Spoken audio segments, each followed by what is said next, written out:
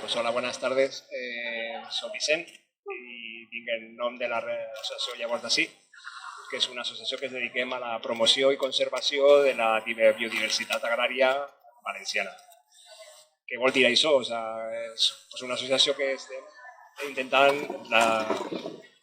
La biodiversitat agrària és totes les llavors que s'han plantat els agricultors al llarg de la història de l'Horta de València, del camp valencià, i han anat traient varietats que estan molt més adaptades al terreny on estan cultivades i que en el canvi que ha hagut en l'alimentació i en el canvi que hi ha hagut en la producció agrícola, actualment, on tot s'està homogenitzant, hi ha moltes varietats que s'estaven perdent.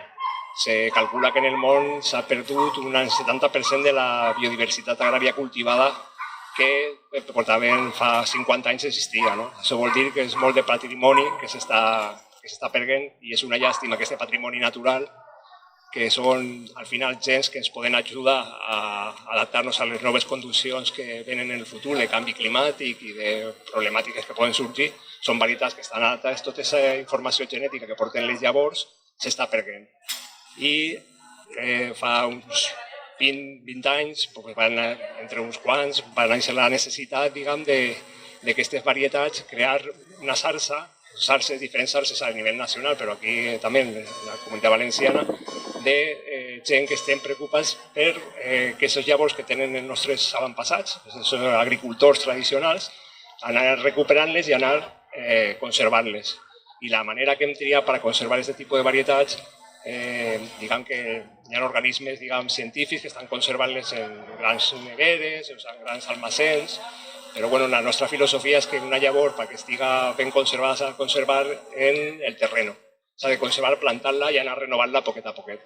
Aleshores, el que fem és un pont, el nostre treball és més que res de fer un pont entre agricultors que han conservat aquestes llavors, que cada volta hi ha menys i que estan morint, i aquest patrimoni que tenen, aquesta saviesa, anar conservant-la perquè agricultors nous que se fiquen a plantar la terra comencen a cultivar aquest tipus de varietats molt més adaptades, en una riquesa genètica, en uns sabors, que són els que, han fet, li donen valor a l'aliment que mengem.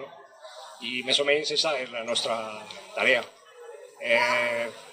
Nosaltres, per exemple, tenim diferents maneres de donar a conèixer aquesta tasca, que són anar venint a diferents trobades que se fan a la Comunitat Valenciana al llarg de l'any i després podeu seguir les nostres activitats, aquestes convocatòries se poden seguir també en la pàgina web, que se poden apuntar a una newsletter que fem mensualment i tenim també les redes socials, el nom de Llavors d'Ací, podeu trobar i anar seguint les coses que anem fent.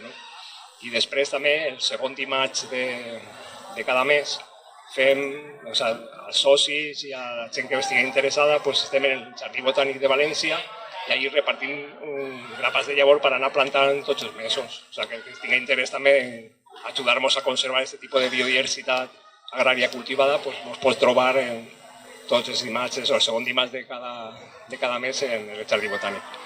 En principi, podríem parlar molt de la necessitat de conservar aquests aliments, però si teniu algun dubte també d'alguna cosa que us interessaria aprofundir, estic aquí per lo que vulgueu comentar.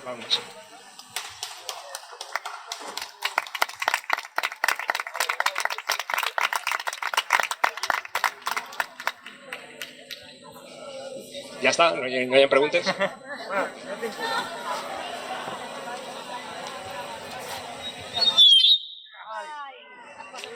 Sí.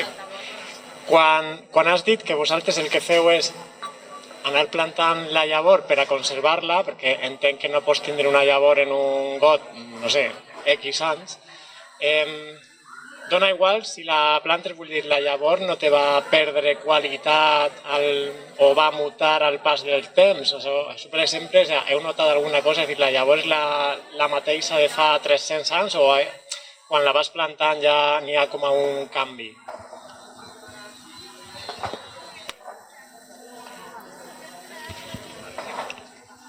Ahí hi ha un parell de coses que comentar. En principi, la llavor, realment, la manera com se va plantant periòdicament va adaptant-se a les condicions climàtiques que hi ha en cada moment quan ella naix. O sigui, cada llavor que plantem és individual i no té res a veure amb la que plantàvem antigament, fa un any o fa dos. No? Aquestes llavors són diferents. Però bueno, en la seva informació genètica s'han anat fixant una sèrie de característiques que perduren al llarg del temps i són les que han anat buscant l'agricultor que les plantava. Aleshores, si tu te fa falta un pebre que, diguem, per a cuinar, que se puga fer en sec, per exemple, doncs vas conservant aquest tipus com es diu, de pebre que no tinga molta aigua, que tinga una carn molt densa i entonces que arribi a la tardor i ho pugues secar, o sigui, a l'estiu, que ho pugues secar i conservar-lo. No? Entonces, estas varietats sí que, digan que estos pebres conserven esas característiques, però sí que se van adaptant a lo que és el clima que va canviant. Per això tenen molta més resistència als possibles problemes puntuals que puguen haver un any en cultiu, perquè realment en la seva informació genètica aquests llavors sí que s'han adaptat a períodes de sequera, s'han adaptat a puestos on hi ha determinats bitxos, a determinat tipus de terra, que potser altres varietats no funcionen. Pues bueno, pues és això, que sí que són determinades característiques que estan fixades, però altres, diguem, tenen la informació per adaptar-se a les condicions normals. Són la mateixa i a la volta no. Són individuals.